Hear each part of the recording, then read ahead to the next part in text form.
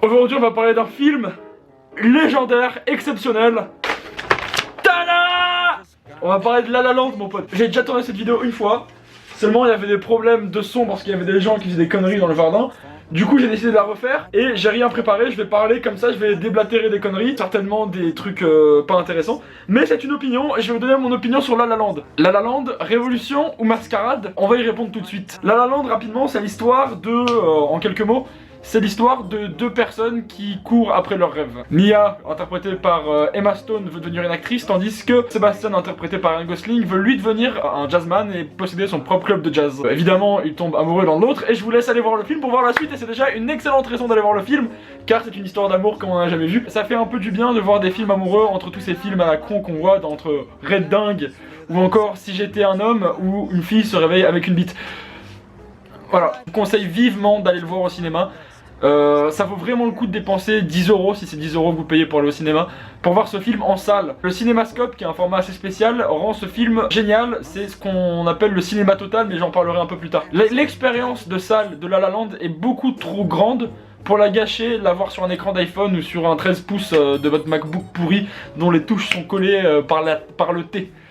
N'est-ce pas, Cécilia? C'est franchement le meilleur film que j'ai vu en salle de toute ma vie. Je compare l'expérience de cinéma, pas au niveau qualité du scénario ou qualité du film, mais l'expérience de cinéma, je la compare à la première fois que j'avais vu Avatar, où moi je m'en souviens, j'étais sur le cul tellement il y avait des couleurs, c'était la première 3D, c'était vraiment une expérience bouleversante. C'est à peu près la chose que j'ai ressentie en allant voir La La Land. J'ai eu la gorge qui s'est resserrée à de nombreuses reprises la première fois où je suis allé le voir. Les chansons sont géniales. J'ai reçu des messages.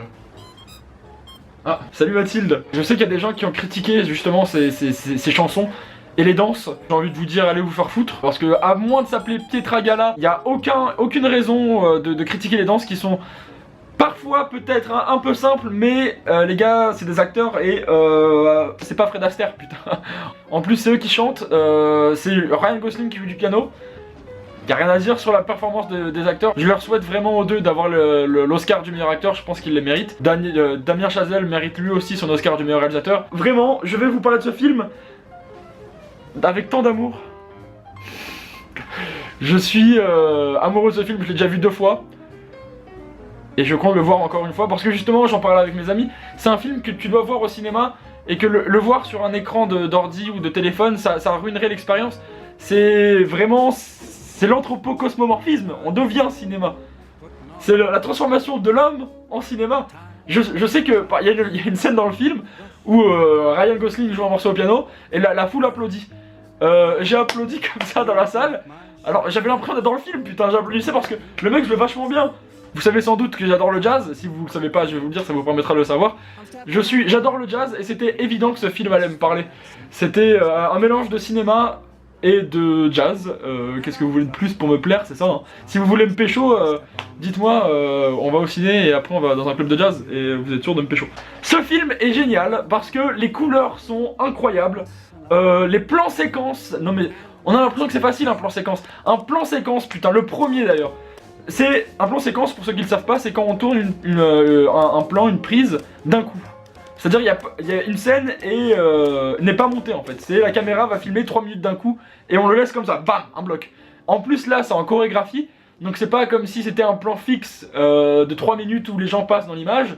Là c'est une chorégraphie, tout le monde doit être aligné à la perfection. En plus les gars ils chantent.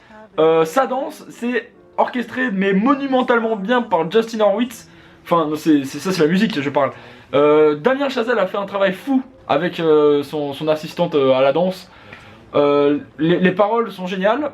Les couleurs, je le répète, sont dingues. Tout ça en cinémascope qui a un format plus large en fait. Ça vous permet vraiment d'être dans le film.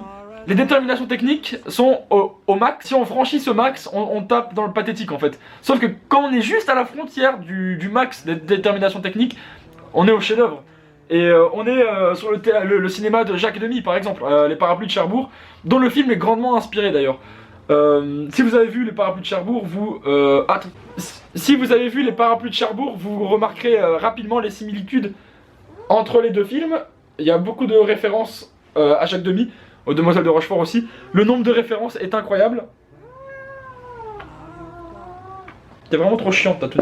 Il y a 1000 références dans ce film et c'est un film qui aime le cinéma et qui aime le jazz. Il y a des références au danseur du dessus avec Fred Astaire, il y a des références à Jacques Demy évidemment, au parapluie de Cherbourg, à Lola, aux Demoiselles de Rochefort, il y a des références directes à Ingrid Bergman de Casablanca, il y a des références aussi à James Dean dans le film, à La Fureur de Vivre, qui est un film que je vous recommande vivement. Il y a des références à tellement de comédies musicales des années 30-40 américaines, West Side Story, des références aussi évidemment à Singing in the Rain, hein. Je pense que les deux majeures inspirations, que ce soit esthétique, narrative, etc., c'est Singing in the Rain et Les Parapluies de Cherbourg, sans aucun doute. Et ça fait du bien. Ça fait du bien, je vous jure, d'aller voir un film comme ça. C'est une des rares fois où en allant au ciné, tout le monde a applaudi à la fin. Parce que c'était vraiment une leçon de cinéma. On est là, on vit un film. J'ai l'impression d'avoir dit la même chose pour juste la fin du monde.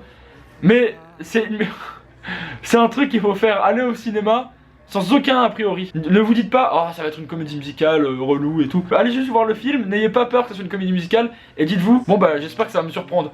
Et je vous promets que si vous partez dans cette optique, ça va vous surprendre. Et vous allez tellement vivre une expérience incroyable, je vous jure, c'est magique. À la manière de Jacques Demy, le film s'ouvre sur un plan séquence musical directement.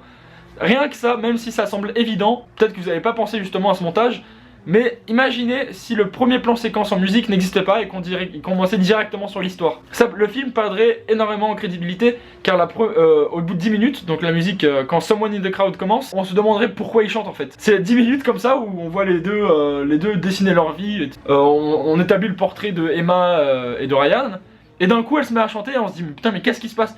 Le fait de commencer directement par de la musique, alors qu'en plus ceux qui chantent ne sont absolument pas des personnages du film, ça nous permet de nous mettre dans un climat de confiance. C'est comme si Damien Chazelle disait les gars, je vous présente le concept du film, il va se passer des trucs où ça va danser, ça va chanter, il va y avoir des couleurs, ça va être des plans séquences, ça va être super bien filmé, vous allez en prendre plein la gueule, amusez-vous bien, putain. Genre il nous met le couteau sous la gorge pour qu'on s'amuse le con. Et il a raison, parce qu'on s'amuse, c'est trop bien. Les jeux sur les couleurs est légendaire. Là je vous invite à aller voir le film quand même avant de continuer ça. Le code couleur sur le vert notamment, j'en parlais encore hier soir. Dès que vous allez voir du vert, dès que Emma porte du vert, ça sera un synonyme de la rupture qui arrive jusqu'au plan final où le mur entier est en vert et le champ contre champ qui s'y opère est celui de la rupture. C'est magnifique, c'est rondement mené. Les couleurs sont tellement bien choisies. C'est le cinéma total, j'en parlais encore tout à l'heure. Tout était au service de la narration, toutes les déterminations techniques, que ce soit le décor, la caméra. Ah oui, parce que la caméra est aussi un personnage en fait. C'est comme si la caméra dansait avec eux quand ils dansent. Elle fait des mouvements qui n'existent pas. On se rend pas compte qu'une caméra ça pèse 20 kilos, putain. La caméra elle fait des backflips, elle fait des saltos, elle est plus souple que moi. Bon, je suis pas très souple, mais c'est obscène. En plus, on a encore ces mouvements de caméra à la Whiplash, dont on se souvient tous, les gros filets comme ça, là, les... J'espère que vous avez compris ce que ça voulait dire par ce mouvement, sinon j'ai l'air d'un con. C'est exactement ce qui se passe à la fin de Whiplash, quand il switch entre l'orchestre et lui qui joue de la batterie. C'est un travail de caméra mais qui est... Allez voir ce film, je sais pas. Y a rien à redire sur ce film. Les critiques qu'on en dit comme ouais les musiques sont pas trop bien, etc. C'est du pipeau. Je ne veux pas entendre cet avis. C'est magnifique. Je vous dis, je suis allé le voir samedi dernier, donc il y a 10 jours. Ça fait 10 jours que ces musiques me hantent. Quand c'est pas moi qui les écoute, c'est ma tête qui se met à les écouter. Pour moi, ce film me possède, il a volé mon âme. Parce que c'est assumé en fait, le film est plein de petits défauts. Il y a des trucs de narration qui ne se suivent pas, par exemple. Au bout d'un moment, on pourrait croire que... bon, c'est peut-être pas un défaut, hein. Ryan reçoit une lettre et il y a un numéro dessus et elle dit j'espère que tu l'appelleras. Et il regarde le papier, il le jette et on se dit mais il va la récupérer ce papier, enfin c'est l'amour de sa vie peut-être, on sait pas, c'est au tout début du film. Et au final ce papier, on s'en branle les couilles. On ne le verra plus jamais ce papier. Bon alors c'est le fusil de Tchekhov quoi. Normalement on te parle d'un truc, tu l'utilises. Là non, bon ok. C'est un peu surprenant, c'est pas un défaut mais c'est surprenant. Et au contraire ça peut montrer aussi un envie de détachement de toutes les techniques scénaristiques qui sont utilisées de nos jours. Je vais aller le voir une 3e fois et certainement une 4e. Profitez-en pendant qu'il est encore en salle. Pour vous dire, mon top 10 qui était vraiment un truc assez figé et que je voyais pas modifier drastiquement aussi fort, Et bah dites-vous que La La Land est tombé deuxième direct. Direct. Il n'a attendu personne. Il s'est directement en deuxième place. Il a mis un petit coup de hanche comme ça à Her. Et c'est génial. Je suis sur le cul. Allez voir La La Land. On se retrouve pour mon opinion sur Silence. La bise.